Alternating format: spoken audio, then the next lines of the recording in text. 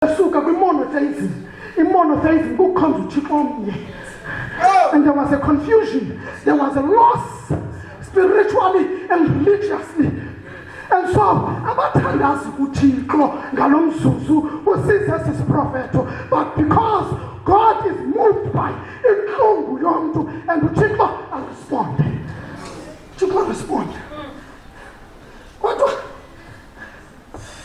ndifuna ukuthi xa uThixo ayingenele, be careful. Be careful wena mntu obangeni noba omnye umntu alale avuke ngenyembezi. Be careful. Uyayazi ubani uva kabuhlungu ibini nazolo and you are the reason. Be careful. Because kukuThixo ongenelelayo. Thixo ongenelelayo. uThixo ongenelelayo. uThixo ongenelelayo. Because kwenzeka ntoni kumayiphutha ungenelela kukaThixo. uThixo uyasindisa uSirayeli ngapha, but he deals with the enemy. He deals with the decisive. uThixo unenceba engazange iphele. Siphila kwixesha legrace, but uThixo akangeneleli athathe icala labantu abacinezelweyo. uThixo athathe icala labantu abacinezelweyo. Suvuma unakumcinezeli u-2026. Suvuma ngoba ndayike nqumbo kaThixo ngomntu wakhe. Suvuma ngoba namabhabheli he dealt with them. Okanye the Babylons besifa phansi kwesandla sePersians, amabhabheli ungenelela kaThixo.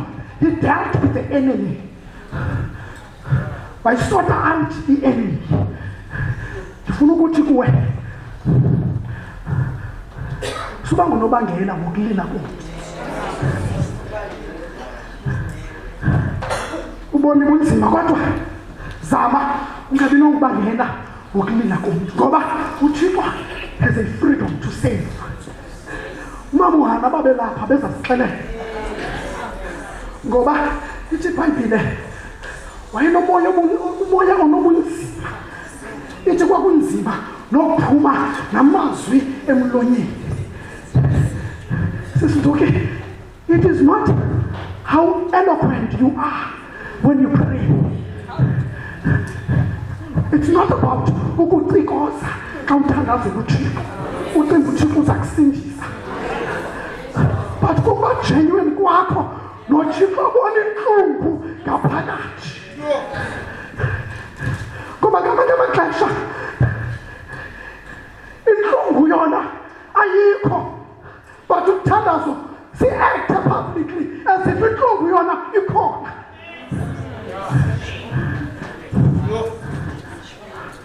Because we are in a space okokuba mandithandaze ndiviwe okokuba ndithandazile. Kanti uThixo ubona ngapha komthandazo wakho, ubona inhlungu okanye inhlungu engekhoyo othi khona ngomthandazo. Mamona, it's never eloquent emthandazweni, but uThixo wayibona a genuine pain ne-suffering kamamwana. Wayibona uThixo kunzima uthandaza, kunzima ukucikozela uThixo adibanisa amagama. No, kwakunzima kuHana, but uThixo wamsindisa. Msindisa uThixo. God has a freedom to save. Nkosi yami, mandikhawuleze. Eyesibini into endifuna uhambe nayo uyibambe ngoThixo. The faithfulness of God. Ukuthembeka kukaThixo. Ngoba basebhabheli bazibuza imibuzo okokuphi noThixo. Na relationship, na covenant relationship asasithembiso senziwa kweyisomkhulu ko-Abraham, ko-Isaka, ko-Yakobi siphi ngoku xa sintyumpa-ntyumpeka ekuthinjweni siphi Thixo. But God is faithful. Thembekile uThixo. Uthi unyana kaPawulos wasemoyeni 2 Timothy uthi thina sesingathembekanga uhlale thembekile kuba akakwazi ukuzikhanyela. Endithanda le ithi mana akakwazi ukuzikhanyela uThixo angathembeki. Ngoba once uThixo angathembeki then akukho Thixo. Akakwazi uThixo ukungabi nguye uThixo. Ngoba uThixo uhlala enguThixo. And that is our benefit. SinoThixo xa sintyumpa-tyumpeka ezintweni sazi okokuba uthembekile uThixo. Uthembekile uThixo. Uthembekile uThixo. Akalijikeli ilizwi lakhe. Ubulithethile ilizwi lakhe. Ulithethile ilizwi lakhe. Izithembiso zakhe zinyanisekile ngoba uThixo uthembekile. Akakwazi ungabi yenye into uThixo. Uhlala uThixo trustworthy, a God who is faithful. Sasingathembekanga thina.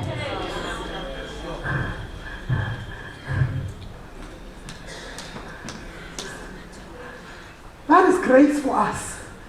Siyazi ngoba he's faithful. Thembekile. Thembekile uThixo. Ndakhona uzambuza ukuba uthembeke kubani awathembeka kubani. Thembekile uThixo. Masisamehlo kuye njengembangi umgqibeleli sokholo lwethu ngoba uthembekile uThixo. Ngoba umprofeti uJeremiah wayethumela letters apha kwaba bazalwane kokuba ewe ningantyumpa-ntyumpeka but 70 years izawudlula nizawubuyela ekhaya, nizawubuyela eJerusalem. Ewe ngoku kunganzima. Wathumela esinye isiprofethi waseprotest phala ku-29:11 asasiprofethi sisaziyo okokuba I have plans for you, not to harm you but to prosper you. Ndineenjongo zoxolo, ndineenjongo eziqaqambileyo ngobomi bakho. Ngoba God is faithful. Uyayazi okokuba kula meko ukuyo nakula nto ukuyo ka-2025 ulapha ngoku ngoba uThixo uthembekile uThixo. Uthembekile uThixo. Abana loo nto xa singena ku-2026 and into yokugqibela uthi umfundisi uLusaba kokuthembeka wakhe wenza uJensek wethu wakhe wenza imistake enkulu. Walibala uyokulanda umntwana wakhe esikolweni. Kwadlula iyure. Walibala sezimeetings zale cawa. Wakhumbula sekudlula 3 hours. Ubaba kumele bazolanda umntana esikolweni.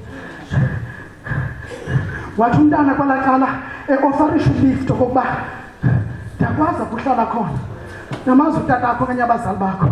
Wathi namntana utata uzawufika. Ulate yena and andimazi uzawufika nini but uzawufika. Awufika utata. Nangoku 4 hours later uthi umfundisi uLusaba wafika. Umntwana inathamile ehlale yedwa egadiwe. Wathi xa xolisa utata uLusaba kunyana wakhe wathi umntwana don't worry tata, bendiyazi okokuba uzawufika. Bendiyazi okokuba uzawufika. Ngoba he's a God who's faithful. Wathembeka utata noba kudlula ixesha elingakanani na uyaphendula uThixo. Aphendula uThixo. Yazi okokuba kukuThixo othembekileyo xa singena ku-2026. And the last point sizokuthandaza ebekwa ngulo mprofethi nge-attribute kaThixo. It is the accessibility of God. uThixo ufumanekayo.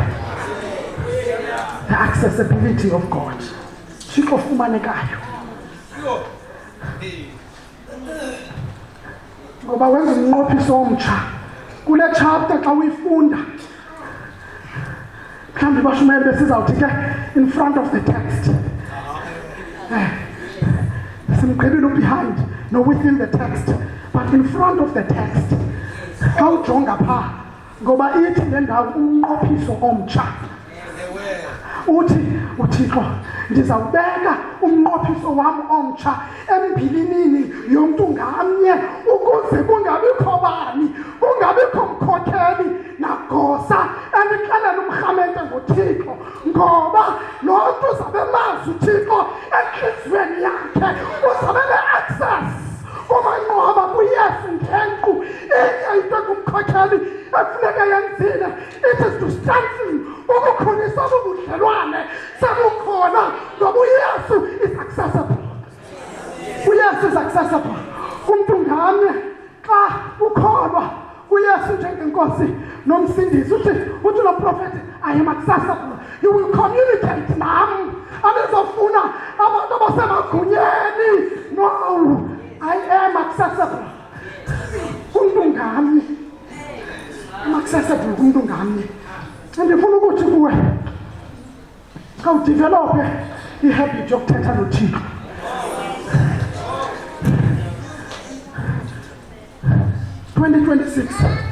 Try and develop ihabit yokuncokola noThixo, ngoba uThixo yafumaneka.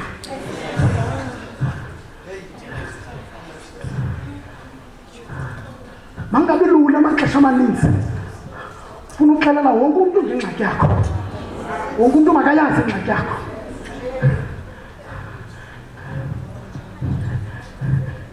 As if mhlawumbi abanye bava kabuhlungu ngale ngxaki yakho,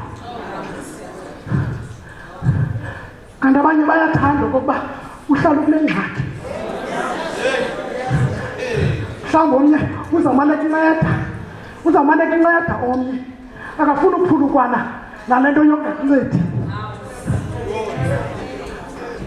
Imenza tyebe le nto kunceda kwakho. Waziwa uba ubani uyakunceda, ayipheleli kuwe naye. Xa ikuye yaziwa nangabanye abantu uba ndimnceda ubani. Develop a habit yokuncokola noThixo. Uncokola noThixo. Ewe, i-prayer partners kulungile ube nazo, but kodwa ndithi kawuzame udevelop ihabit yokuncokola noThixo, ube nexesha noThixo wakho, ngoba uThixo uyafumaneka. He is accessible. He is accessible. Phana seminary sizanywa le nto ye-spiritual discipline yokokuba uncokole noThixo, ube nexesha lakho noThixo. Singene echapel funeka 15 minutes before iqala inkonzo uhlala uzole, ube nexesha lakho noThixo in quietness. Uthi naxa siphuma akuphuma kungxolwa, because funeka simaintaine isidima nesithozela sendawo uThixo aoperate kuyo, ngoba God is accessible. Sithule simeditate naxa siphuma, kanti xa uphuma ngapha e-right echapel kukho iminqamlezo endingayaziyo uba mingaphi, ngapha kwayingathi yi-Eden ethile endingazange ndiyibone, kodwa xa uphuma ngapha ya kukho ii-gardens ezininzi apho umntu anongena khona ancokole namazulu ngexesha lakhe, ngoba kubalulekile okokuba ube nencoko noThixo, uphalaze intliziyo yakho uThixo, ungaphushwanga ngumntu, and you develop a relationship with God, because uThixo is accessible. He's accessible.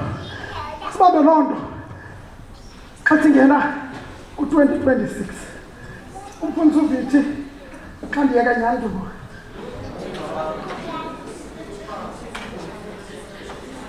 edla ngokuthi phaa ngo-2008 xa imeeting ibimbi ayamphatha kakuhle imeeting ecawa. Athi umfundisi uVithi xa efika phethu umdala, ningafuni undilwela mna, ningafuni undilwela matrili tamahle, akho sidingo, ngoba ndiyayazi okokuba ndizawunwaphi, ndizawungena egumbini lam lokuthandaza lokuncokola noThixo ngoba uThixo is-accessible. Akho need balilwela, ukhona uThixo osenyangweni, nguye ozalilwela. Develop a habit lokuncokola noThixo. Ndifuna ukuthi ke it's a platform of work yaseWisile conference team repositioned, relocated for ministry and mission. Then it is the other side awaits. 2026 awaits. 2026 usiphendile. Into emnandi into yoba uThixo sengapha ya ku-2026. Ingaba siredi ungena ku-2026 na? Siredi abantu? Siredi abantu? Ungena ku-2026.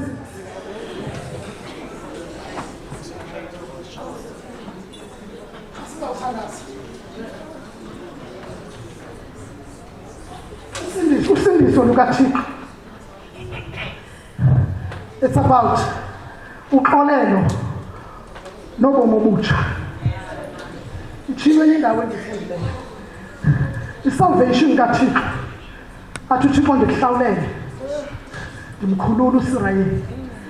Uthi ndimkhulule kwisandla sakho okanye kwisandla esinamandla kunawe. 2025 bengeyontangakho.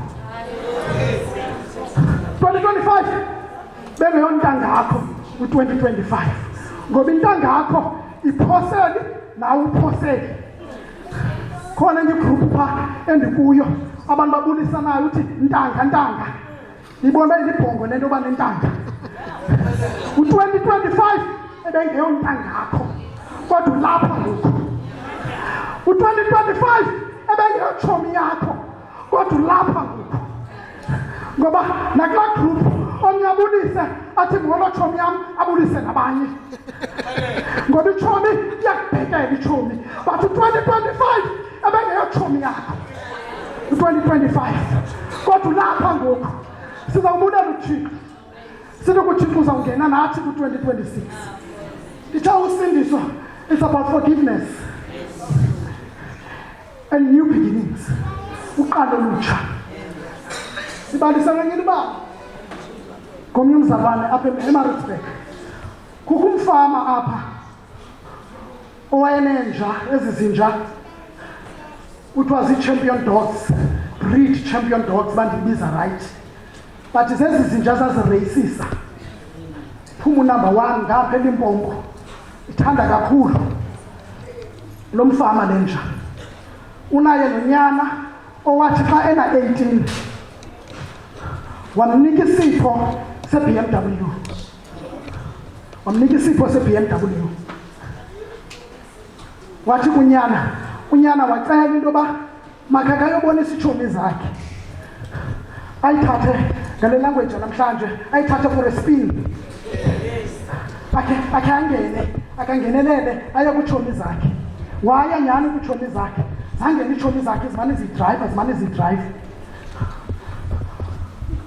Kwafuneka ebuyile endlini ngoba kusebusuku kuyarhatyela. Wabona ixesha liyamshiya wakhawuleza kakhulu. Ngelishwa xa ekhawuleza walose control ne-brakes. Wayogiliyadi yendlu katatakhe, ikhaya lakhe. Kanti ngoba nje gila indlu lenja ithandwa ngutata wakhe iyama apha thangweni wayidibanisa nethango yafa nenja. Wahlupheka lo mfana wabutata ehlela emnyango eyibona le nto yenzekayo. Wayithatha la mfana 18-year-old inja ifile wayisakutata wacela uxolo kutata. Wathi utata ngelizwe liphantsi wamntanam ndonzakele. I am disappointed. Kodwa ndiyaxolela. It's okay.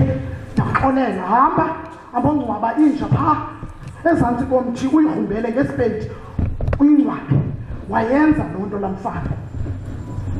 la mfana yamhlukumeza lento yenzekileyo. 4 days later wayohumpintsha, wayihumba, wayivutshulula, wayisaka utatakhe, wathi tata ndicela uxolo ngento endiyenzileyo. Wathi utatakhe, nyana wam benditshilo kuwe ndiyalixolela, go bury the dog, go bury the dog. Ngomgqibelo olandelayo lo mfana unohumpintsha,